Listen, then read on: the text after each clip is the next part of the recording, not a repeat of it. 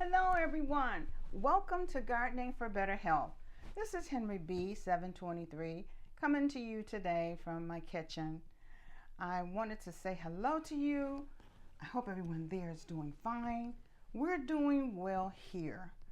I'm coming from the kitchen because we've got off and on rain today. It'll rain and then a couple minutes later the sun will come back out like it just did, but it was raining 10 minutes ago.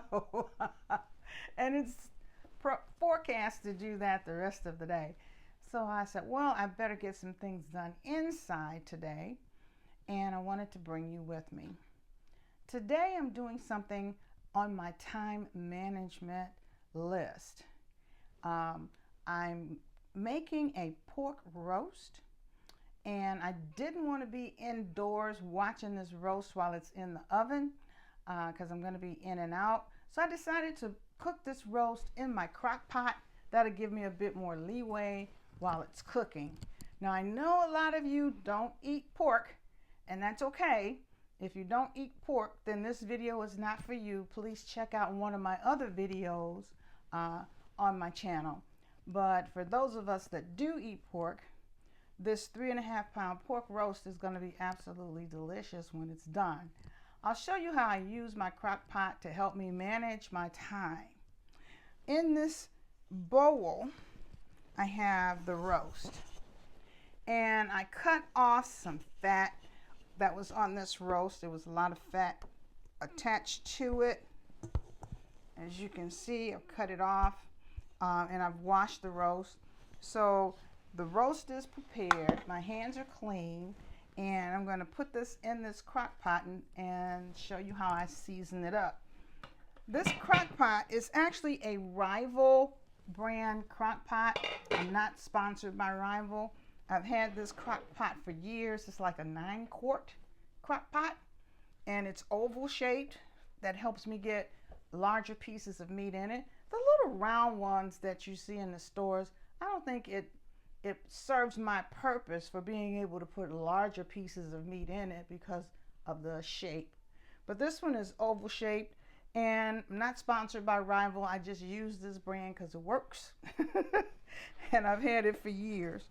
So with this one, first I'm going to put some water in here. I usually put maybe a cup and a half of water in the bottom of the crock pot first, so that the meat does not start to stick before it starts to make its own juices. So that's a cup and a half of water in the bottom of that crock pot. Next, I'm going to take the meat out this bowl, and it's a good sized piece of meat. This is where the fat was. I cut most of that off, and then this side is good. So I'm going to set it here in the crock pot, bottom down, and I'm going to rinse my hands.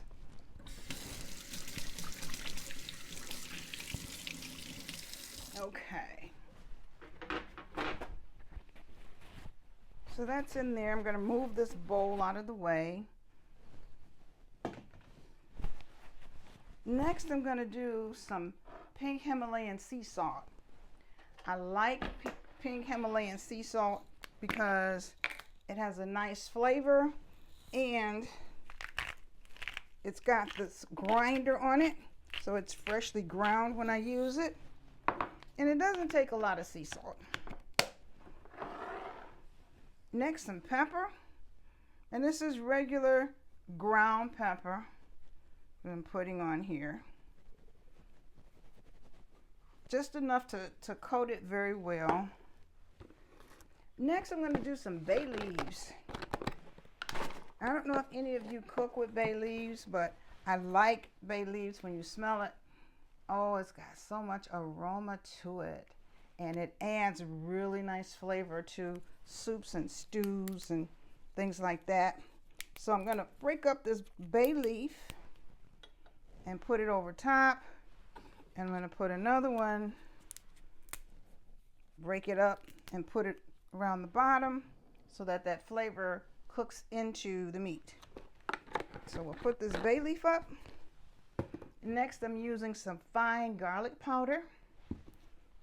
And with garlic powder, I love garlic in my foods. Garlic is so healthy for you, and I like using garlic powder on some dishes. So I don't have a particular amount that I put on there. I just kind of sprinkle it until it looks like the meat is covered. And then with this one, it's minced onion. And the minced onion is a good sized little chunk. So I don't need to use a lot. I can just sprinkle some in there. There we go. And from here, I'm just going to plug this in.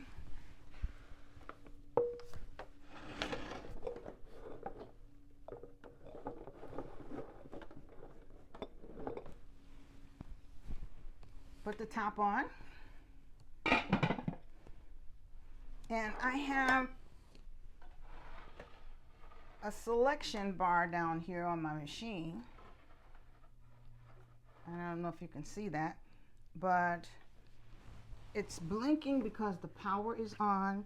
It gives me the option to cook it for 4 hours on high or 6 hours.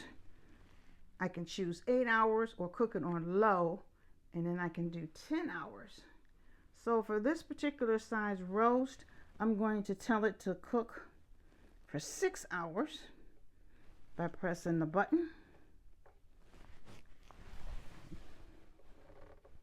Oh, skipped over. I got to start again.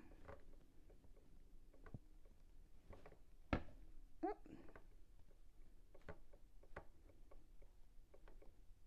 There.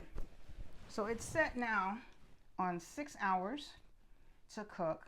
So 6 hours from now, this roast should be ready, and that'll give me time to go and do some other things.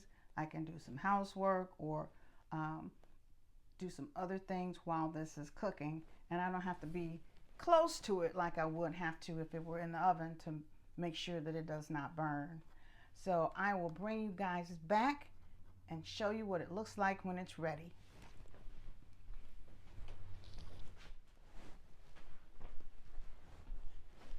Okay, everyone, it's been 6 hours since I turned on this delicious pork roast. It is done at this point. The lights have gone out because with this particular crock pot, once the time is up that you set it for, it automatically turns itself off. That way you can't burn anything if you leave it in the crock pot too long. If you're not available to come right away, it will turn itself off.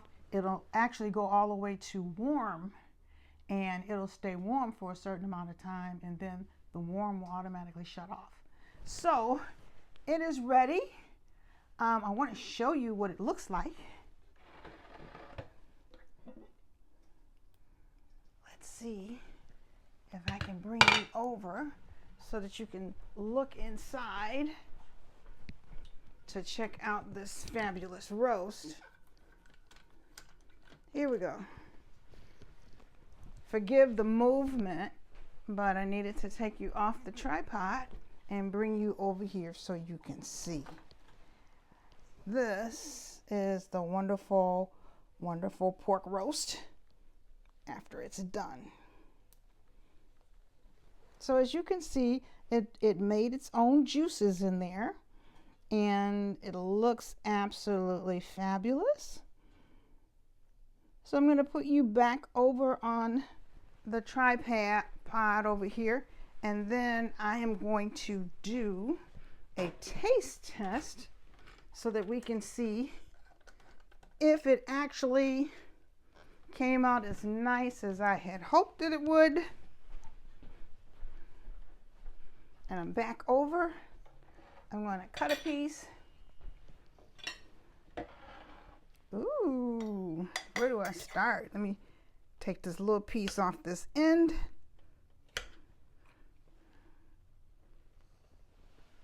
Oh, I don't know if you can see this steam or not coming off of this piece of meat. Yeah, you can see that steam. So let's cut this and give it a taste test.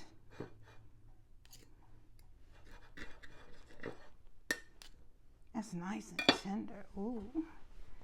So let's taste it.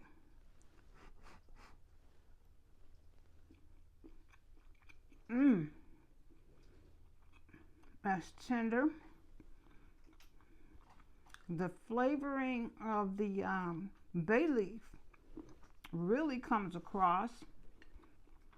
The bay leaf aroma has my whole kitchen just lit up with the smell of scrumptiousness. I wish we had smell-o-vision. But this is good.